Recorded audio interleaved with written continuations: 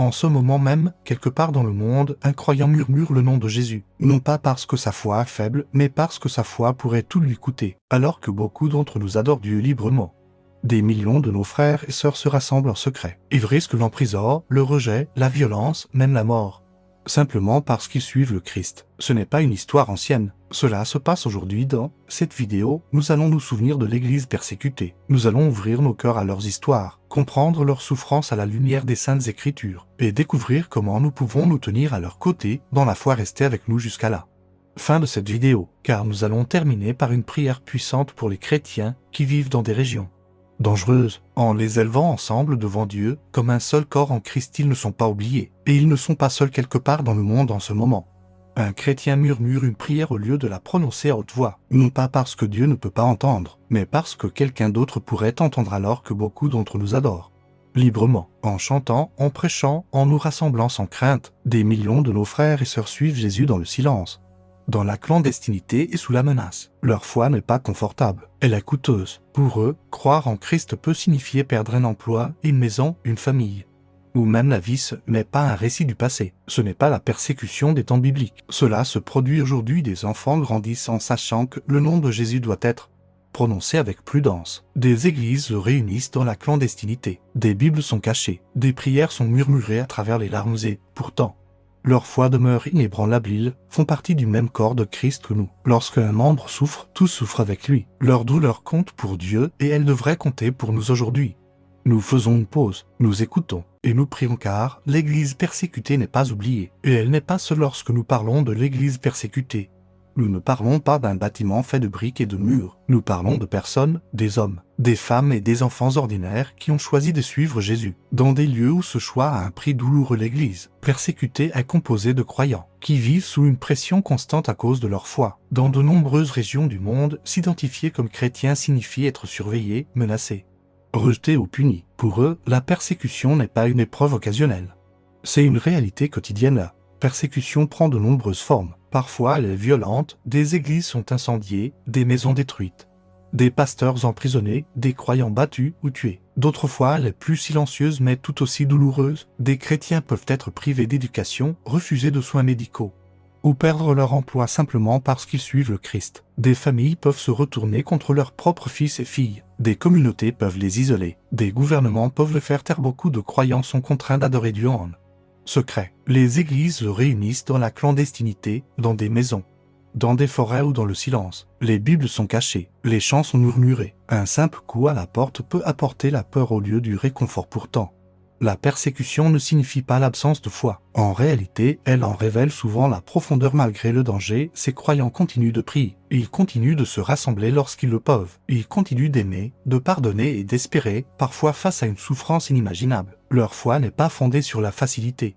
mais sur la conviction. L'Église persécutée nous rappelle que suivre Jésus n'a jamais été promis comme étant facile. Le Christ lui-même a averti que ses disciples feraient face à l'opposition. Et pourtant, ils le choisissent-ils, ne sont pas des étrangers lointains. Ils sont nos frères et sœurs en Christ, membres du même corps et serviteurs du même Seigneur. Leur souffrance ne nous est pas étrangère. Lorsqu'ils souffrent, le corps souffre. Comprendre qui ils sont, c'est reconnaître notre foi commune et notre responsabilité commune de nous souvenir d'eux, de nous tenir à leur côté et de les porter dans la prière. La persécution n'appartient pas à une seule nation, à une seule culture ou à une seule région du monde. Elle s'étend à travers les continents, traverse les frontières et les langues, et touche des vies dans des lieux que beaucoup d'entre nous ne visiteront peut-être jamais, mais que Dieu voit clairement dans certaines régions du Moyen-Orient. Suivre Jésus signifie vivre dans une crainte constante, dans des zones contrôlées par des groupes extrémistes ou des lois religieuses strictes. Les chrétiens sont souvent considérés comme des ennemis ou des traîtres. Des églises qui existaient depuis des générations ont été détruites. Des familles ont été forcées de fuir leur maison du jour au lendemain, ne portant rien d'autre que leur foi. Pour beaucoup de croyants, survivre signifie vivre dans la discrétion, et adorer Dieu devient un acte de courage silencieux. En Corée du Nord, le christianisme est considéré comme un crime contre l'État. Posséder une Bible, prier ou même murmurer le nom de Jésus peut entraîner l'emprisonnement, le travail forcé ou la mort, non seulement pour le croyant mais parfois pour toute sa famille. Les chrétiens adorent Dieu dans un silence total, souvent seuls, faisant confiance à Dieu pour entendre des prières qui ne peuvent pas être prononcées à haute voix dans certaines régions d'Afrique, notamment dans des pays comme le Nigeria. des croyants font face à des attaques violentes de la part de groupes extrémistes. Des églises sont incendiées, des villages attaqués, des cultes pris pour cible. Et pourtant, même après le deuil et la perte, beaucoup de chrétiens reviennent pour reconstruire, pour pardonner, pour continuer à adorer le Dieu qu'ils refusent d'abandonner en Chine. La persécution se manifeste souvent par le contrôle plutôt que par la violence ouverte. Des églises sont surveillées, des croix retirées, des pasteurs détenus et des rassemblements chrétiens restreints. Les croyants sont poussés à placer leur loyauté envers le gouvernement au-dessus de leur loyauté envers Dieu. Beaucoup se réunissent secrètement dans des églises de maison, choisissant l'obéissance à Christ plutôt que le confort et la sécurité en Asie du Sud et du Sud-Est. La pression culturelle et religieuse peut être tout aussi sévère. Dans certaines communautés, se convertir au christianisme est considéré comme une trahison. Des croyants peuvent être battus, reniés par leur famille ou chassés de leur village. Des enfants peuvent subir des moqueries à l'école. Des femmes peuvent être réduites au silence. Et pourtant, la foi continue de grandir. Souvent dans l'ombre, ces régions ne sont pas des statistiques, ce sont des histoires, ce sont des visages, ce sont des prières murmurées dans l'obscurité, des larmes versées en silence et une espérance à laquelle on s'accroche dans le désespoir. Il est important de comprendre que la persécution n'est pas toujours bruyante, parfois elle est lente et écrasante, des lois qui restreignent l'adoration, des systèmes sociaux qui isolent les croyants, une peur qui ne disparaît jamais complètement. Mais qu'elle soit violente ou subtile, la persécution a le même objectif: faire taire la foi. Et pourtant, l'Église persévère dans les lieux où suivre Jésus est dangereux. L'Évangile continue de se répandre. Les croyants choisissent la foi plutôt que la peur, l'obéissance plutôt que la sécurité et l'espérance plutôt que le désespoir. Leur courage ne vient pas de la force des circonstances, mais de leur confiance en un Dieu fidèle. Lorsque nous apprenons où la persécution a lieu, nous ne sommes pas appelés à nous sentir impuissants. Nous sommes appelés à être conscients, à nous souvenir et surtout à prier, car peu importe l'obscurité d'une région, peu importe la profondeur de la souffrance, Dieu est présent là-bas, et son peuple aussi. Derrière chaque titre concernant la persécution se trouve une vie humaine. Un nom, une famille, une histoire qui a une grande valeur pour Dieu. Considérez un pasteur que nous appellerons Daniel. Pendant des années, il a dirigé une petite église de maison qui se réunissait discrètement chaque semaine. Il n'y avait pas de bâtiment, pas d'enseigne, pas de microphone, seulement des croyants rassemblés dans la confiance. Une nuit, les autorités ont fait irruption dans la maison. Daniel a été arrêté devant sa femme et ses enfants. Son crime était simple: enseigner la Bible. Aujourd'hui, il est toujours emprisonné. Sa famille survit sans savoir quand ou s'il reviendra. Et pourtant, depuis la prison, Daniel continue de prier. Il ne demande pas la vengeance, mais la force est que ses enfants grandissent en aimant le Christ. Il y a aussi Amina, une jeune femme qui a choisi de suivre Jésus dans une communauté où cette décision signifiait le rejet. Lorsque sa famille a découvert sa foi, elle a été battue et chassée de chez elle. Elle a perdu son héritage, sa protection et sa place dans le seul monde qu'elle avait connu. Pendant des semaines, elle a dormi où elle le pouvait. Pourtant, elle dit: j'ai peut-être perdu ma famille, mais j'ai gagné le Christ. Ses prières ne sont pas remplies d'amertume, mais d'un désir que sa famille connaisse un jour le même amour qu'elle a trouvé. Votre Amen peut encourager quelqu'un aujourd'hui. Faisons-le entendre.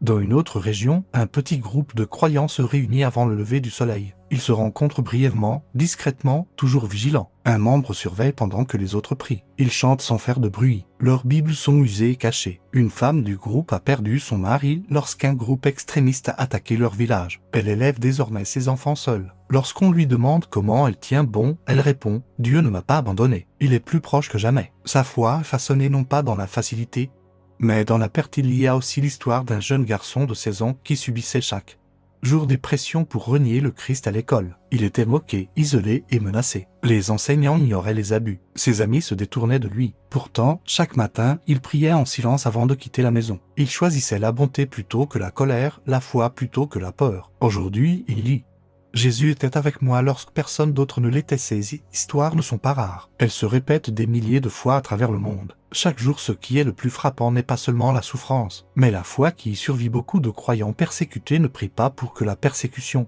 cesse. Ils prient pour l'endurance. Ils prient pour le courage. Ils prient pour leurs persécuteurs. Ils demandent à Dieu d'utiliser leur souffrance pour sa gloire. Il nous rappelle que la foi ne se prouve pas lorsqu'elle est facile, mais lorsqu'elle coûte tout. Nous ne rencontrerons peut-être jamais ces croyants face à face. Nous ne marcherons peut-être jamais sur leur chemin ni ne porterons leur fardeau. Mais nous sommes unis par le même Sauveur, la même croix et la même espérance. Leurs larmes comptent, leurs prières comptent, leur vie comptée. Lorsque nous prions pour eux, quelque chose de sacré se produit. La distance disparaît, la peur est rencontrée par l'amour, et le corps de Christ se tient uni au-delà des frontières. Au-delà des langues et au-delà de la souffrance, ces histoires ne sont pas destinées à nous laisser dans la tristesse. Elles sont destinées à éveiller la compassion, la reconnaissance et la foi. Des histoires qui nous rappellent que l'Église est vivante, même sous la pression. Même dans la douleur en écoutant, que nous ne nous détournions pas, que nous nous souvenions, et que nous prions fidèlement. Avec ferveur et sans cesse, sa persécution n'a pas commencé avec l'Église moderne, et elle n'a pas surpris Dieu. Dès le commencement des Saintes Écritures, le suivre a souvent signifié marcher sur un chemin étroit. Écoute, Jésus lui-même n'a jamais caché cette vérité. Il a regardé ses disciples et a dit « Si le monde vouait, sachez qu'il m'a et avant vous. » Il n'a pas promis la sécurité, il a promis sa présence. Il n'a pas dit que le chemin serait facile, il a dit qu'il marcherait avec nous. L'Église persécutée n'est pas en dehors du plan de Dieu. Elle se tient fermement dans l'histoire de la foi qui traverse la Bible, des prophètes aux apôtres, jusqu'aux croyants d'aujourd'hui qui choisissent encore le Christ malgré le prix à payer à travers les Saintes Écritures. Le peuple de Dieu a fait face à l'opposition à cause de son obéissance. Joseph a été emprisonné pour sa justice. Daniel a été jeté dans la fosse au lion pour avoir prié. Les prophètes ont été rejetés, battus et mis à mort pour avoir proclamé la vérité de Dieu. La persécution a toujours suivi la foi, non pas parce que Dieu est absent, mais parce que la foi brille dans un monde qui résiste à la lumière. Jésus a averti clairement ses disciples, dans le monde, vous aurez des tribulations. Mais il ne s'est pas arrêté là. Il a continué, prenez courage, j'ai vaincu le monde. Pour les croyants persécutés, ces paroles ne sont pas symboliques, elles sont vitales. Il s'attache à la promesse que la souffrance n'est pas la fin de l'histoire. L'Église primitive comprenait profondément cette vérité. Après l'ascension de Jésus, ses disciples ont affronté l'arrestation, la torture et la mort. Pourtant, les Saintes Écritures nous disent quelque chose d'étonnant. Ils se réjouissaient d'avoir été jugés dignes de souffrir pour le nom. Leur joie ne prenait pas racine dans la douleur, mais dans le dessein de Dieu. Ils croyaient que souffrir pour le Christ les rapprochait d'eux. Lui, l'apôtre Paul, a connu la persécution de manière personnelle. Il a été battu, emprisonné, a fait naufrage et a finalement été exécuté. Pourtant, il a écrit « Je veux connaître Christ ». La puissance de sa résurrection et la communion à ses souffrances. Paul comprenait que la souffrance ne le séparait pas du Christ, mais l'initiait au Christ. C'est une vérité que l'Église persécutée vit chaque jour. Les saintes Écriture ne glorifie jamais la souffrance pour elle-même. Dieu ne prend pas plaisir à la douleur, mais il la rachète. Il rencontre son peuple au milieu d'elle, et il l'utilise pour révéler une foi qui ne peut être ébranlée. La Bible nous rappelle aussi que la persécution est temporaire, mais que les promesses de Dieu sont éternelles. Dans l'Épître aux Romains, Paul déclare que les souffrances du temps présent ne sauraient être comparées à la gloire à venir pour les croyants qui ont perdu leur maison, leur famille ou leur liberté. Cette promesse devient une encre. L'Épître aux Hébreux nous parle directement. Souvenez-vous des prisonniers, comme si vous étiez prisonniers avec eux, et de ceux qui sont maltraités comme si vous souffriez avec eux. Ce n'est pas une suggestion, c'est un appel. Les Saintes Écritures lient notre fidélité à notre mémoire. Suivre le Christ, c'est se tenir aux côtés de ceux qui souffrent pour son nom. Le livre de l'Apocalypse nous donne un aperçu du ciel où les croyants persécutés ne sont pas oubliés. Nous voyons ceux qui ont été mis à mort pour leur foi debout devant le trône de Dieu, vêtus de robes blanches, honorés et non ignorés. Leur souffrance a été vue, leur foi a été retenue, leur récompense est assurée. Selon les Saintes Écritures, la persécution n'affaiblit pas l'Église. Elle la purifie. Là où l'Église est persécutée, la foi est souvent plus profonde, la prière est plus ardente, l'adoration est plus sincère, la dépendance envers Dieu est complète, le confort est enlevé, ne laissant que le Christ. Et il se révèle suffisant. Cela ne signifie pas que nous recherchons la persécution, cela signifie que nous la comprenons et que nous répondons selon la parole de Dieu. Nous répondons par la prière et non par la pitié, par l'unité et non par la distance, par le courage et non par la peur. L'Église persécutée nous pousse à examiner notre propre foi. Suivrions-nous encore Jésus si cela nous coûtait quelque chose?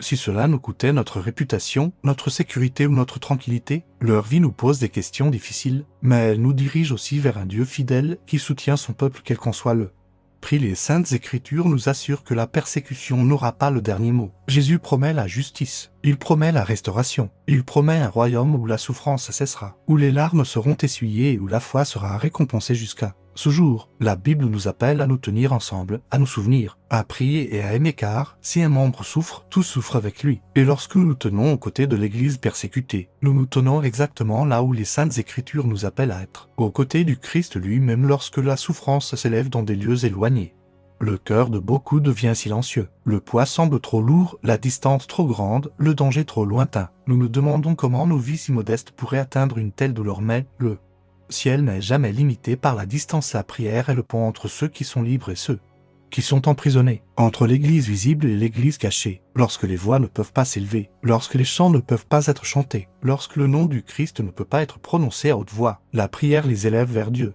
Dieu entend ce qui ne peut pas être dit. La prière entre dans des pièces verrouillées et des cellules gardées. Elle traverse des rassemblements clandestins et des réunions secrètes. Elle atteint des croyants qui adorent sans bruit et pleurent sans réconfort. La prière va là où les pieds ne peuvent pas aller pour l'église persécutée.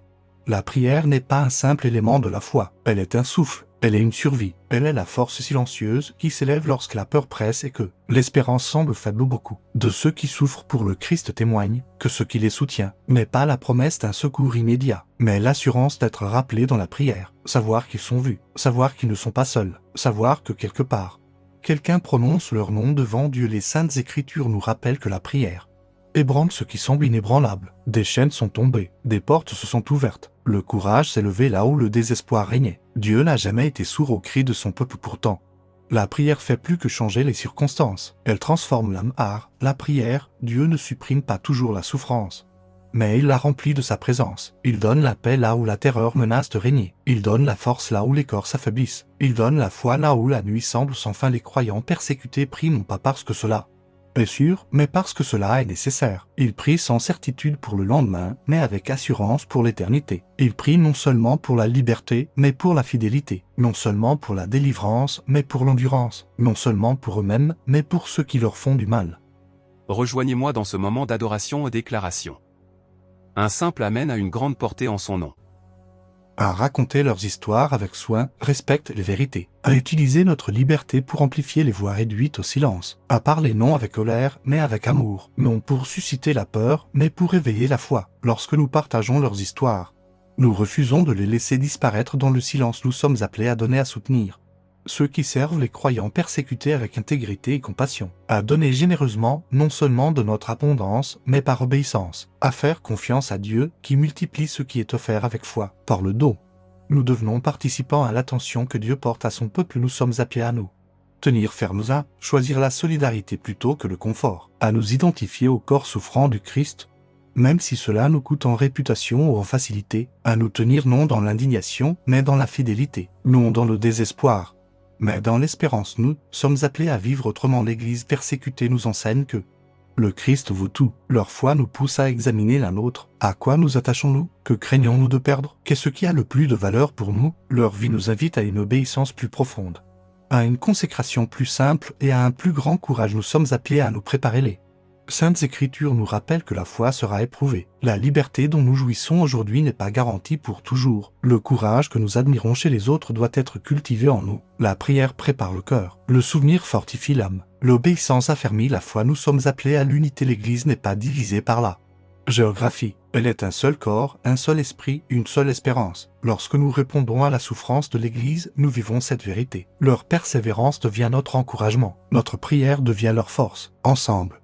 nous témoignons que le Christ est fidèle. Nous sommes appelés à l'espérance, non une espérance fragile, mais une espérance vivante ancrée dans la résurrection. Une espérance qui sait que la souffrance n'aura pas le dernier mot. Une espérance qui voit au-delà de la persécution vers la gloire. Un jour, les prières murmurées deviendront des chants. Un jour, l'adoration cachée deviendra une louange ouverte. Un jour, ceux qui ont souffert pour le Christ se tiendront sans crainte devant son trône. Jusqu'à ce jour, nous marchons fidèlement.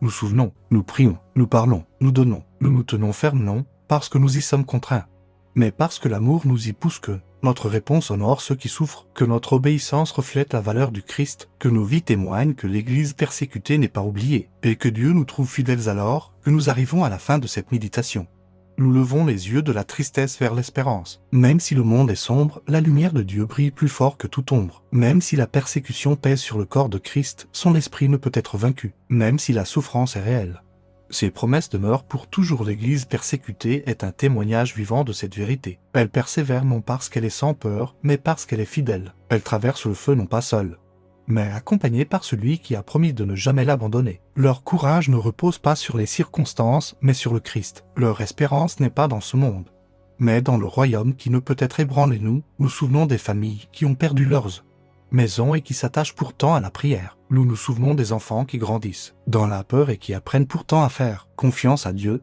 Nous nous souvenons des pasteurs, emprisonnés pour avoir enseigné la vérité qui élève pourtant leur cœur dans l'adoration. Ce ne sont pas des histoires de désespoir, mais des témoignages de victoire dans la foi. Elles nous rappellent que Dieu est souverain, que ses desseins sont plus élevés que la cruauté humaine et que son amour ne peut être éteint par la violence ou l'inertie. Nous élevons nous aussi nos cœurs dans l'espérance. Nous espérons parce que Dieu est fidèle. Nous espérons parce que les prières que nous offrons ont du poids dans le ciel. Nous espérons parce que la souffrance est temporaire, mais que sa gloire est éternelle. Nous espérons parce que l'Église, bien qu'opprimée, n'est jamais détruite. Les portes du séjour des morts ne prévaudront pas contre elle. Notre espérance nous appelle à agir, sans nous accabler. Elle nous rappelle que la prière a de la valeur, que le souvenir a de la valeur et que se tenir aux côtés des persécutés n'est pas facultatif, mais l'expression de notre foi commune. L'Église persécutée n'est pas lointaine, elle est notre famille. Leur courage fortifie le nôtre, leur foi interpelle la nôtre, leur joie, même dans la souffrance, invite la nôtrée. Souvenons-nous que l'espérance n'est pas passive. L'espérance prie, l'espérance donne, l'espérance se tient ferme, l'espérance proclame la vérité, l'espérance pardonne. Elle marche avec ceux qui souffrent, elle se réjouit avec les fidèles, elle croit en la justice de Dieu même lorsqu'elle semble tarder, elle se confie en la provision de Dieu même lorsque les ressources sont limitées. Nous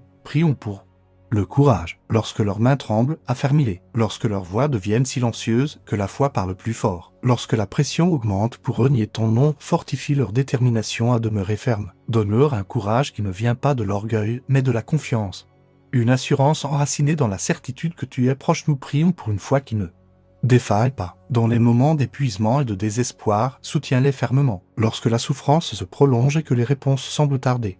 Ancre leur cœur dans la vérité. Rappelle-leur qu'ils sont vus, connus et profondément aimés. Que leur foi soit plus profonde que la peur, plus forte que la douleur, et plus lumineuse que les ténèbres qui les entourent. Nous prions pour ceux qui ont beaucoup perdu. Console ceux qui sont dans le deuil. Sois proche de la veuve et de l'orphelin. Guéris ceux qui portent des blessures visibles et invisibles. Restaure ce qui a été brisé par la violence et la haine. Là où des maisons ont été détruites, soit leur demeure. Là où des familles ont été séparées, soit leur fondement inébranlable. Nous prions pour la provision. Donne le pain quotidien à ceux qui ont perdu leur travail à cause de leur foi. Ouvre des portes que la société a fermées. Fais un chemin là où il semble ne pas y en avoir. Utilise ton peuple, proche et lointain, pour répondre aux besoins pratiques avec compassion et générosité. Nous prions pour l'unité. Unis les croyants persécutés dans l'amour. Que l'isolement n'écrase pas leur esprit. Que l'Église demeure un seul corps, se soutenant, s'encourageant et se fortifiant les uns les autres. Là où les rassemblements sont petits et cachés, que ton esprit soit puissamment présent. Nous prions pour les pasteurs et les responsables. Fortifie ceux qui prennent soin de ton troupeau sous la menace. Donne-leur la sagesse pour annoncer la vérité avec discernement. Protège ceux qui dirigent en secret, qui enseignent à voix basse, qui portent le fardeau du peuple de Dieu en risquant tout. Renouvelle leurs forces et garde leur cœur du désespoir. Nous prions pour les enfants. Couvre-les de ta paix. Protège leur innocence au milieu de la peur. Permets-leur de grandir fort dans la foi même lorsque les circonstances sont difficiles. Sois leur défenseur lorsqu'ils sont intimidés, rejetés ou menacés. Plante l'espérance dans leur jeune cœur. Nous prions pour les prisonniers. Sois présent dans les cellules et les camps où des croyants sont détenus à cause de ton nom. Que les chaînes ne fassent pas taire l'adoration, que les murs ne limitent pas ton esprit. Apporte le réconfort dans l'isolement et la lumière dans les ténèbres. Fortifie ceux dont le corps est faible mais dont la foi demeure forte. Nous prions pour ceux qui sont forcés de fuir. Guide chaque pas de ceux qui sont déplacés à cause de la persécution. Sois leur abri sur des routes dangereuses. Accorde-leur un refuge sûr et des cœurs bienveillants pour les accueillir. Porte-les à travers la perte et l'incertitude. Et rappelle-leur que tu marches avec eux partout où ils vont. Nous prions même pour les persécuteurs. Adoucis les cœurs endurcis par la haine, ouvre les yeux aveuglés par le mensonge, remplace la violence par la miséricorde. Que ceux qui s'opposent à ton peuple rencontrent ton amour d'une manière qui les transforme entièrement. Que les ennemis deviennent des témoins, et que les oppresseurs deviennent des frères et des sœurs en Christ. Nous prions pour l'endurance. Enseigne à ton Église à demeurer fidèle, non seulement dans les moments de force, mais aussi dans les longues saisons d'attente. Donne une persévérance qui ne renonce pas, une espérance qui ne s'éteint pas, un amour qui ne se refroidit pas. Et alors que nous prions pour eux, Seigneur, façonne-nous. Libère-nous d'une foi confortable. Réveille-nous de l'indifférence. Enseigne-nous à estimer Christ au-dessus de toute facilité. Que le courage de l'Église persécutée purifie notre obéissance. Que leur foi remette en question nos priorités. Fais de nous des intercesseurs fidèles. Apprends-nous à nous souvenir d'eux non pas une seule fois, mais toujours. À prier non seulement lorsque des récits nous touchent, mais lorsque le silence nous tente d'oublier. Grave leur souffrance dans nos cœurs afin que nous revenions encore et encore dans la prière.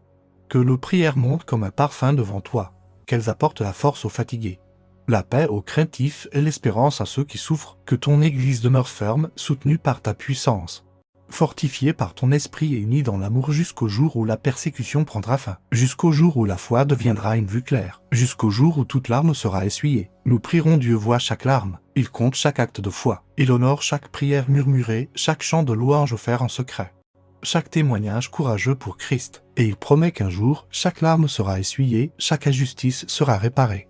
Chaque acte de foi sera récompensé, le ciel s'ouvrira, les chaînes tomberont, et les fidèles se tiendront devant lui dans la gloire. Jusqu'à ce jour, nous prions. Jusqu'à ce jour, nous nous souvenons. Jusqu'à ce jour, nous agissons avec amour. Jusqu'à ce jour, nous portons dans nos cœurs la foi de l'Église persécutée. Que nos prières montent comme un parfum, que notre obéissance brille comme une lumière, que notre amour traverse les frontières, les cultures et toute barrière qui cherchent à diviser le corps de Christ Père Céleste. Nous venons devant toi avec des cœurs humbles, élevant nos frères et nos sœurs qui souffrent pour le nom de Jésus.